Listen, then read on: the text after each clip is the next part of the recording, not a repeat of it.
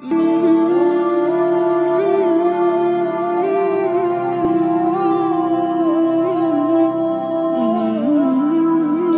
کا مقصد صرف یہ ہے کہ جو ہم جیسے گناہ گار ناقص العقل ہیں وہ اپنی امیدیں بندوں کے بجائے اس سے وابستہ کریں جو امید جیسے احساس کا بھی خالق مطلق ہے۔ میں آپ کو اپنی ہی مثال دوں گا تاکہ کسی کی دل آزاری یا کوئی خود کو کمتر محسوس نہ کرے۔ رب تعالیٰ نے ہر انسان کو دنیا میں کسی نہ کسی مقصد کے تحت بھیجا ہے، بس کوئی اسے چل سمجھ لیتا ہے اور کسی کو وقت درکار ہوتا ہے، پھر وہ رب ہی اسے اس کے مقصد کی طرف متوجہ کرتا ہے، اب چاہے وہ کسی آزمائش کے ذریعے ہو یا کسی ایسی چیز کے چھن جانے یا دور ہو جانے سے جو اسے انتہائی عزیز ہو، جیسے یعقوب علیہ السلام کو حضرت یوسف علیہ السلام کے ذریعے آزمایا۔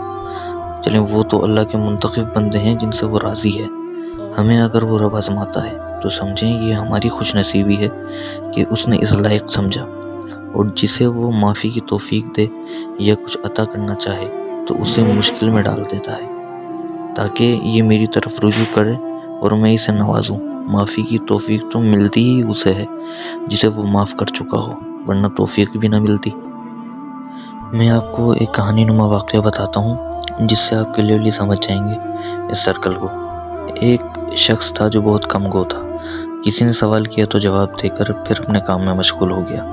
یہ اس کا مزاج تھا جس کی وجہ بھی اچھی تھی کہ اگر وہ لوگوں میں گل مل جائے تو اسے لوگوں کی عادت ہو جائے گی اور پھر اس کو امپورٹنس نہیں دے گا اگر کوئی جس سے وہ اٹینشن کی ایکسپیکٹیشن رکھتا ہے تو وہ اداس رہے گا اور ہو سکتا ہے وہ مایوسی کا شکار ہو جائے، اور اسے یہ معلوم تھا کہ مایوسی کفر ہے، اور کسی عقل مند نے کہا ہے کہ یہ مایوسی ایک دلدل ہے جس میں آپ پہلا قدم رکھتے ہیں اور دوسرا قدم آپ کو رکھنے کی ضرورت نہیں پڑتی کیونکہ دلدل کو ہمیشہ پہلے قدم کا ہی انتظار ہوتا ہے۔ یہ وجہ اسے لوگوں سے دور رکھتی تھی، جو کہ آج کل کے لحاظ سے اچھا ہی ہے، چند ساتھی ہوں لیکن مخلص ہوں۔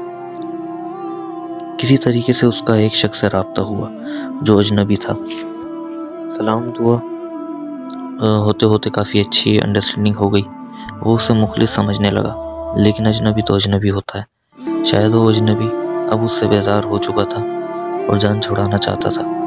ایک دفعہ اس کا رابطہ ایسے شخص سے ہوا جو اس کا ہم مزاج تھا، یہ بھی اپنے کام سے کام اور وہ بھی، اور دونوں اپنی اپنی استطاعت اور توفیق الہ کے مطابق دینی احکام پر عمل کی کوشش میں مشغول رہتے۔ کسی بات پر ان کا رابطہ آپس میں منقطع ہو گیا، کوئی بات چیت نہیں، کچھ بھی نہیں۔ اب اس شخص کو یاد آیا کہ میرا ایک دوست ہے، شاید وہ میری کچھ مدد کرے۔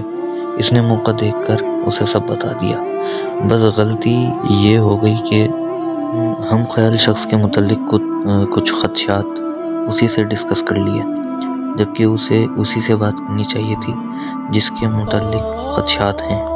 اس اجنبی نے انفارمیشن لے کر اس سے رابطہ کیا اور معلوم نہیں کس انداز سے اس شخص کے متعلق گفتگو کی کہ وہ ہم مزاج شخص اس کے متعلق بدظن اور غلط فہمی کا شکار ہو گیا۔ اب جب رابطہ ہوا تو انداز گفتگو میں بدلاؤ تھا، غم و غصہ، ناراضگی۔ جب تک اس کو حقیقت کا علم ہوا اس وقت تک کافی دیر ہو چکی تھی۔ اس اجنبی نے اس انداز سے اس کا ذہن بدلا کہ اب واپسی اس کا بھروسہ حاصل کرنا تقریباً ناممکن ہی ہو گیا۔ اس نے بہت کوشش کی کہ میں تو کسی سے بات ہی نہیں کرتا تھا، پہلی دفعہ ہم خیال سمجھ کے بات کی، لیکن ایک غلط فہمی جس کا مجھے علم تک نہیں، اس کی بنا پر قطع تعلقی سمجھ سے بالاتر ہے۔ یہ جو بھی صفائی دیتا وہ اجنبی شخص اس کا رد کر دیتا اور اس کی بات کا منفی پہلو سامنے رکھ دیتا، بات بننے کے بجائے اور بگڑ گئی۔ اس وقت جس وجہ سے یہ تعلقات نہیں بڑھاتا تھا وہ اس میں بسنے لگی۔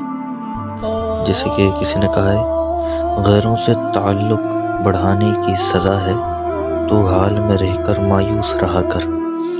اب جب اس دلدل میں دسنے لگا تو مدد خداوندی نے سہارا دیا اور پھر اسے سمجھ آنے لگی کہ اس نے بہت سی کوتاہیاں کی ہیں، جن میں سے چند یہ ہیں کہ اجنبی تو اجنبی ہوتا ہے، ہر حال میں اسے نہ بتاؤ، خاص کر جنہیں آپ مخلص بنانا چاہتے ہو ان کے متعلق تو بات کسی سے کرو ہی نہیں سوائے اسی شخص کے، جسے کہتے ہیں مٹھیوں میں لیے پھرتے ہیں نمک آج کے لوگ، اپنے زخموں کو کسی حال دکھایا نہ کرو۔ دوسرا، آپ درست ہو تو بار بار صفائی پیش کرنے کی ضرورت نہیں ہے۔ اگر سامنے والا آپ پر ٹرسٹ کرتا ہے تو وہ آپ سے ڈائریکٹ پوچھے گا، نہ کہ کسی کی باتوں میں آئے گا۔ تیسرا، نا امیدی تو کفر ہے، امید بندوں سے کیا لگانی؟ بندے تو دغا دیتے ہیں۔ آپ کو کوئی ٹھیس پہنچائے یا پتھر مارے، آپ اس سے اخلاق سے پیش آؤ، پھول پیش کرو، مدد رب سے طلب کرو، معافی اللہ سے مانگو۔ ایک واقعہ بہت مشہور ہے جس کا مفہوم میں بیان کر دیتا ہوں کہ ایک شخص مسجد نبوی میں کونے میں بیٹھ کر رو رو کر دعائیں مانگ رہا تھا۔ حضور اکرم علیہ السلام اپنے اصحاب کے ساتھ مسجد نبوی میں موجود تھے۔ اس کی طرف نظر فرمائی اور فرمایا، اسے بتاؤ کہ اس نے جو دعا مانگی ہے اس کے رب نے اس کی التجا کو قبول کر لیا ہے، اور آپ کو معلوم ہے کہ وہ کیا مانگ رہا تھا؟ یا رب، میں تو سادہ بندہ ہوں، جو کچھ میرے پاس ہے تیری عطا ہے، ورنہ میں گناہ گار ان نعمتوں کا بھی حقدار نہیں۔ تو وہ اپنے فضل سے عطا کر رہا ہے۔ اگر میرے اعمال کے عوض مجھے ملتا تو شاید آج میرا وجود ہی نہ ہوتا۔ مالک، میں تو تجھ سے مانگ بھی اسی لیے رہا ہوں کہ تو میرا اللہ جو ہے، تیرے سوا میرا کوئی ہے بھی تو نہیں نا۔ اب جب یہ ساری باتیں اسے سمجھ آئیں تو اس کی ساری ڈوریاں، ساری امیدیں رب سے مل گئیں۔ اسی کی توفیق سے جو یہ سمجھے کہ میں دین کے قریب ہوں اور یہ دوسرا دور ہے، تو وہ اپنا ایمان کی خیر منائے۔ ایک مشہور بزرگ کا قول ہے، اسے اہل عقل سمجھ سکتے ہیں بڑی آسانی سے۔ انہوں نے فرمایا، اللہ عاجزی کے تکبر سے بچائے، کہ بندہ یہ سوچے کہ ہوں تو میں ان سب سے بلند، یہ تو میں عاجزی کر رہا ہوں۔ تو جان لیں وہ جو مالک ہے نا، وہ نیتوں میں پوشیدہ نیت کو بھی جانتا ہے۔ یہ میں کہ مریضوں کی دوا ہے بھی کہیں پر، یہ مرض تو بازار میں بکتا ہے سر عام۔ بس خلاصہ کلام یہ ہے کہ اللہ سے امید اور لو لگائیں، اور خیالات جو شیطان کی طرف سے ہوں انہیں جھٹکیں۔ دیکھیں، چور بھی وہاں آتا ہے جہاں مال ہو، خالی کوٹھی میں کوئی ڈاکہ نہیں ڈالتا۔ اس معاشرے میں رہنے کی مثال یوں سمجھیں کہ کھانا تو آپ نے کھانا ہے اور مکھیاں بھی نہیں بیٹھنے دینی، تو جو خیالات وسوسے ہیں انہیں مکھیوں کی مانند جھٹکیں۔ اللہ ہمیں سمجھ عطا کرے، اور لوگوں سے بھی یہی التجا ہے کہ کبھی کسی کو سنی سنائی باتوں پر جج نہ کریں۔ آپ مخلص ہیں اور مخلص شخص کی تلاش میں ہیں تو سامنے والے کو بھی سنیں اور اس پر بھروسہ رکھیں۔ کیا پتہ وہ آپ سے زیادہ معاملات کو سمجھنے والا ہو اور بھروسہ و یقین کی پاسداری کرنے والا ہو۔ لیکن اگر ذہن میں یہ غلط فہمی بیٹھ گئی ہے اور آپ خود بھی اسے نہیں نکالنا چاہتے، تو سمجھ لیں کہ قیامت تک آپ جو ہے اس خیال کو نہیں بدل سکتے۔ اپنے اندر لچک پیدا کریں اور تعلیمات قرآن و حدیث کے مطابق اللہ کے بندوں کے ساتھ پیش آئیں۔ کسی اور کی باتوں میں آ کر دوسرے پر کبھی بھی اس کے کردار پر شک مت کریے گا۔ اگر اس نے رب سے شکایت کر دی تو آپ کی حاضری اس دربار میں کافی مشکل ہو جائے گی۔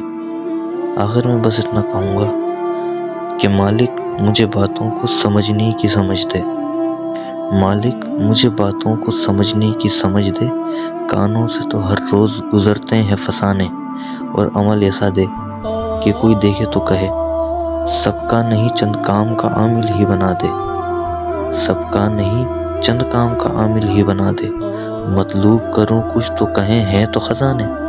جزاک اللہ خیرن کثیرن۔